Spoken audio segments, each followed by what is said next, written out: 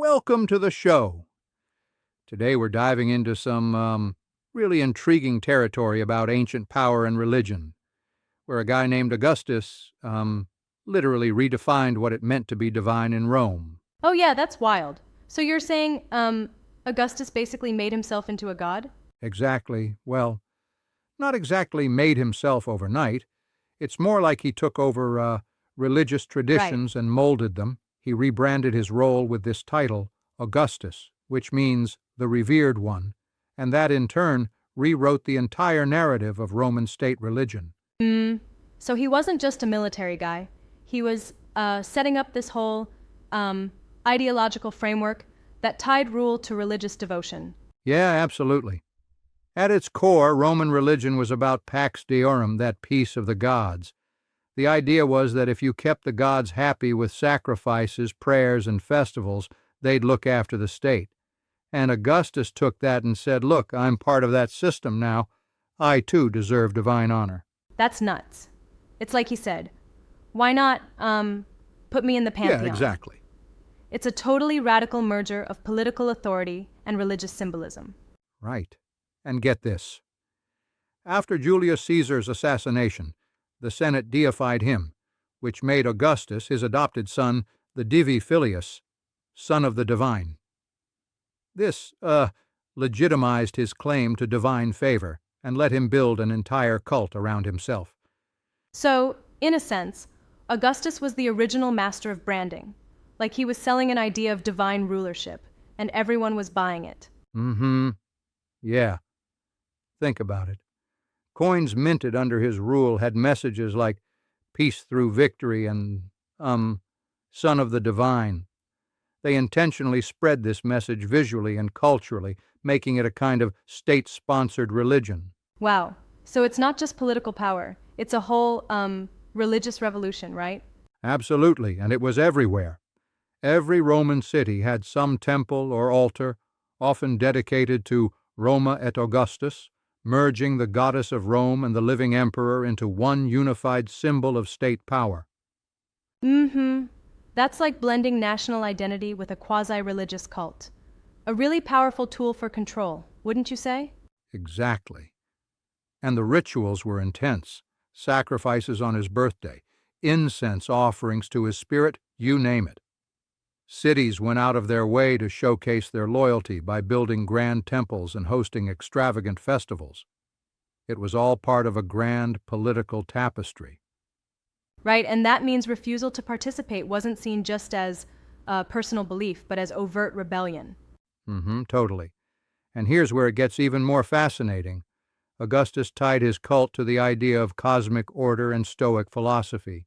He positioned himself as, an embodiment of divine order who restored Roman peace after the chaos of civil war. It wasn't just political propaganda, it was a claim to fate itself. Wait a minute. So he wasn't just casting himself as a political savior. He was also saying, I am here because it is, destiny? Exactly, it was like, a cosmic mandate. He brought back the customs of the ancestors, mos maiorum, and even enforced moral laws. Think about it. He criminalized adultery and rewarded traditional family values.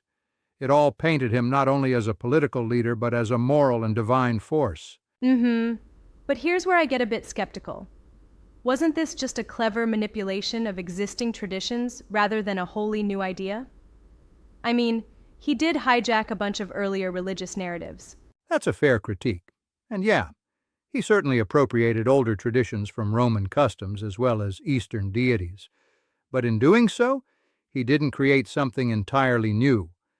He, repackaged them into an all-encompassing state religion that directly linked the emperor to the divine. And that was revolutionary for that era. Mm-hmm. I see what you mean. It's like he, took existing ingredients and, baked them into an entirely different kind of ideological pie, one that served political unity. Exactly. And the impact of that is huge when you look at history. Later on, when Christianity emerged, it wasn't just introducing some novel ideas, it was stepping into an empire where a God-man was already in play. Early Christians were, in effect, challenging this entire state cult tradition. Yeah, that connection really blows my mind. I mean, when Paul said Jesus is Lord, he was, in a way, directly confronting the imperial claim that Caesar is Lord. Absolutely. It was a dangerous, subversive tagline that went head-to-head with decades of divine imperial cult worship.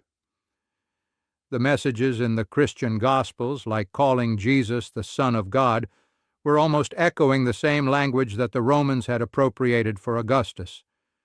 That clash between the two, Augustus's cult and early Christian claims, it really sets the stage for so much cultural and political drama, doesn't it?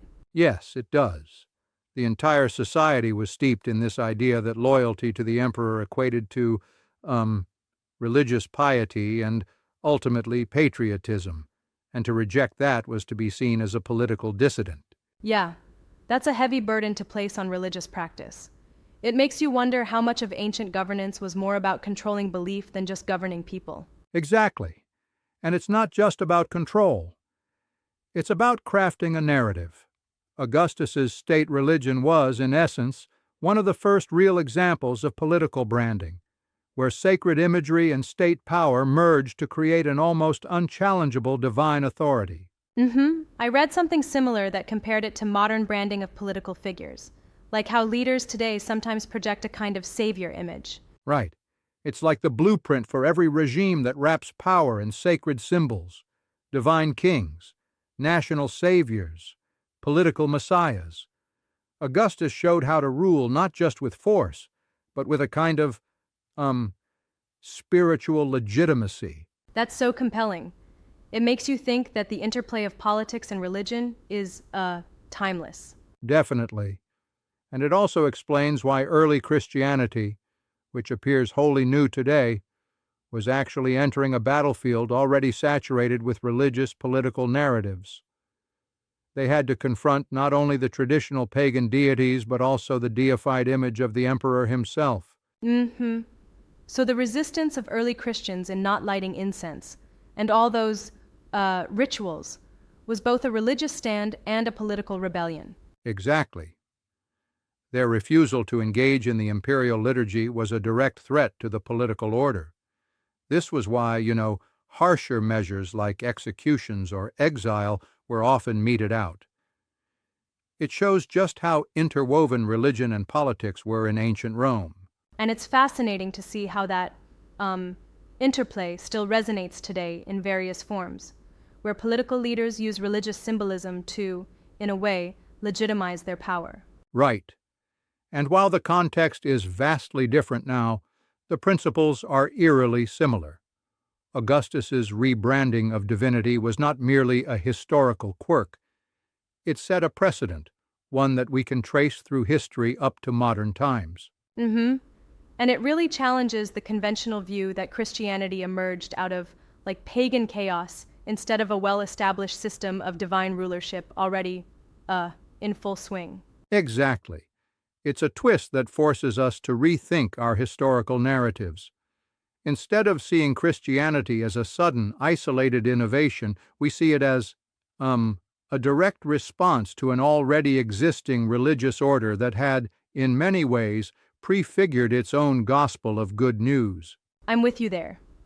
However, I do wonder if we might risk oversimplifying. After all, there were many factors that led to the rise of Christianity. Not everyone was swayed just by the image of a deified emperor, right? That's a great point. It's, definitely a layered issue. While the imperial cult set a template for divine rulership, Christianity offered an alternative narrative that resonated with those disillusioned by political institutions. There was space for, genuine spiritual renewal beyond the state's agenda. And that alternative narrative created a kind of organic counterculture, which probably fueled its spread despite, or perhaps even because of, the oppressive nature of the state cult. Exactly. It was a challenge to the established order, a way for people to reclaim a more personal, direct relationship with the divine, outside the state's carefully controlled image. And that makes it all the more dramatic.